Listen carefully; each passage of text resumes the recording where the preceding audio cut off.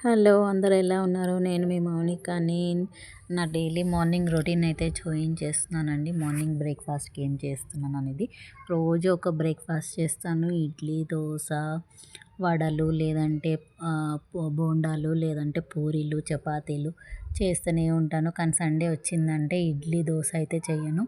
ఎందుకంటే Monday to Saturday idli, dosa, ఉప్మాలవుతాయి.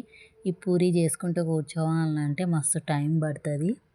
అందుకనే నేను ఇంకా పూరీలైతే అసలు మండే టు సాటర్డే లోపల ఎప్పుడూ పెట్టుకోను. ఓన్లీ సండే టైంలలో అట్లా చేస్తాను.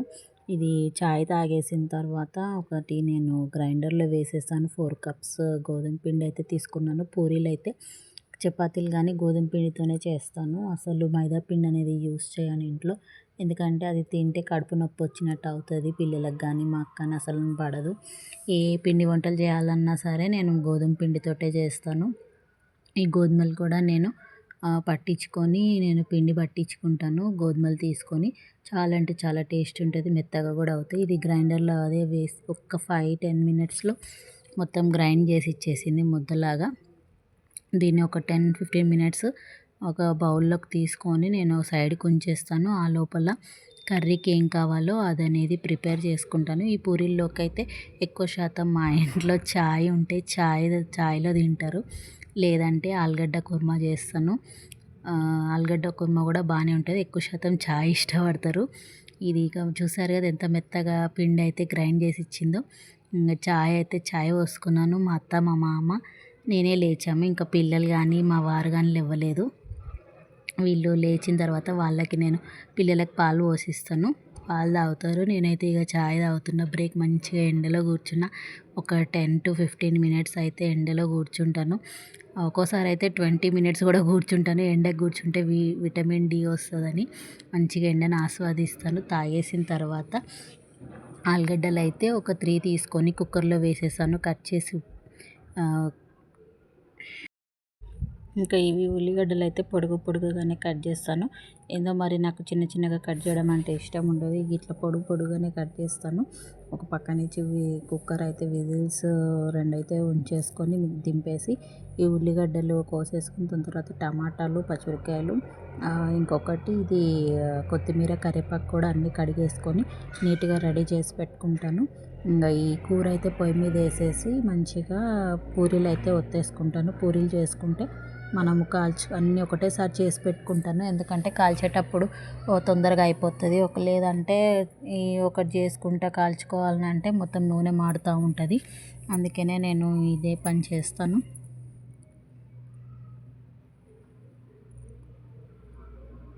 ఈ గోధుమ పిండితోటి అయితే పూరీలు చాలా బాగుంటాయి. మీరు కూడా ట్రై చేయండి ఎప్పుడైనా. నేనైతే ఎక్కువ గోధుమ పిండితోటే బిస్కెట్లు కూడా తయారు చేస్తాను. ఆ బిస్కెట్ల తయారీ కూడా విధానం మీకు చూపిస్తాను. నా ఛానల్లో ఎవరైనా కొత్తగా చూస్తున్నట్టయితే లైక్ అండ్ సబ్స్క్రైబ్ చేసుకోండి ఫర్ మోర్ వీడియోస్. మర్చిపోకండి. నా వీడియోస్లో హెయిర్కి సంబంధించినవి, బ్యూటీకి సంబంధించినవి, డ్యాన్స్ కానీ హెల్దీ టిప్స్ కానీ ఉంటాయి. చెక్ చేయండి ఒకసారి. ఇంకా నూనె వేసి ఆవాలు, జీలకర్ర వేసుకున్నాను. పోపు వేసుకున్నట్టే ఒక ఒట్టిమిరపకాయ తీసుకున్నాను. కొంచెం పసుపు యాడ్ చేస్తున్నాను.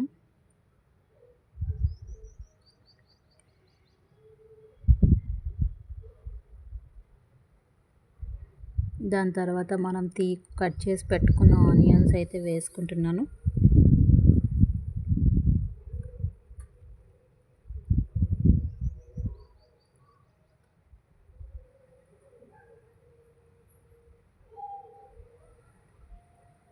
ఇవి ఒకసారి మంచిగా కలిపేసి ఒక మంచి మీడియం బ్రౌన్ వచ్చిందాకా చూడాలి. ఒక 5 మినిట్స్ మూత పెట్టేస్తే అవి మీడియం బ్రౌన్ అయితే వచ్చేస్తాయి.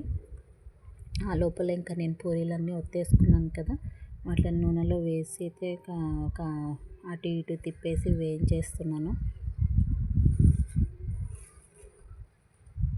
ఎక్కువ శాతం చాలామంది అంటారు పూరీలు అవి పిల్లలకి పెడితే హార్ట్ ప్రాబ్లమ్స్ వస్తాయని. మేమైతే రెగ్యులర్గా ఏం తినమండి. ఎప్పుడన్నా 2 నెలలకు ఒకసారి 3 నెలలకు ఒకసారి తింటాం. పూరి అంత ఇష్టంగా ఏం తినము. ఒకవేళ పూరి ఉందంటే చాయ్లో తింటాము. ఎక్కువైతే టిఫిన్స్ ఇడ్లీ, దోశ, వడ ఉప్మాలు అయితే ఆల్ టైప్స్ చేస్తాను. గోధుమ రవ్వ, సన్న ఉప్మా రవ్వ, సేమియా ఉప్మా ఇవన్నీ చేస్తాను. ఈ పూరి అయితే ఎప్పుడో ఒకసారి ఇక తినాలనిపించినప్పుడు చేసుకొని తింటాము. ఆయిల్ ఫుడ్స్ కూడా మా ఇంట్లో ఎక్కువ ఎవరు ఇష్టపడరు. వడలు కానీ చేసినా కానీ అవి కూడా ఓన్లీ దహి వడ ఒకటే ఇష్టపడతారు. మామూలుగా డైరెక్ట్ వడ అంటే అసలు తినరు. ఓ పక్క నుంచి కూరలో టమాటాలు వేసుకున్నాను. ఇంకా కట్ చేసి పెట్టుకున్న పచ్చిమిరపకాయలు, కొత్తిమీర, కరివేపాకు కూడా వేసుకున్నాను. ఇంకా మనది లాస్ట్ మనం ఉడికించుకున్న ఆలుగడ్డ ఉంది కదా, అది కూడా తోలు తీసేసి మంచిగా చిదిమేసాను. చేతితోటి చిదిపేసి దాంట్లో వేసేసి ఒకసారి కలిపేసి మూత పెట్టేసుకొని ఇంకా ఇది పూరీలు అయితే ఇంకెన్ని మిగతావన్నీ ఉన్నాయో అవన్నీ కాల్చేసుకుంటాను. దీనిలోకి కొంచెం కారం యాడ్ చేస్తున్నాను. కొంచెం సాల్ట్ కూడా యాడ్ చేస్తున్నాను.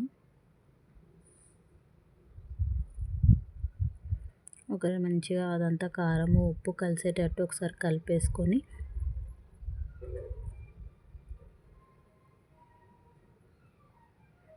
ఒక 5 మినిట్స్ వరకు మూత పెట్టేస్తే మంచిగా మనం వేసిన కారము ఉప్పు అన్నీ మంచిగా ఆలుగడ్డకి పట్టేసుకుంటుంది. దాని తర్వాత శనగపిండి అనేది 2 స్పూన్స్ తీసుకొని వాటర్లో కలిపి ఇందులో యాడ్ చేస్తున్నాను. గ్రేవీ రావడానికి చాలా బాగుంటుంది.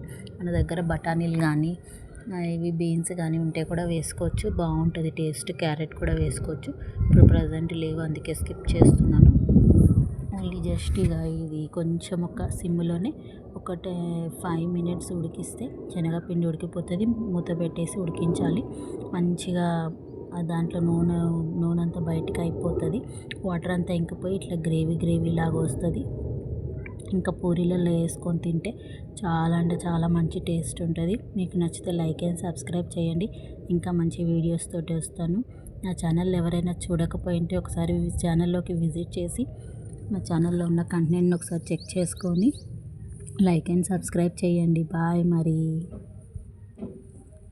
ఇంకా తినేస్తున్నాం పూరీలు, కూర వేసుకొని అయితే ఇంకా తినేస్తున్నాం. మీరు కూడా తినేసేయండి. Okay, bye.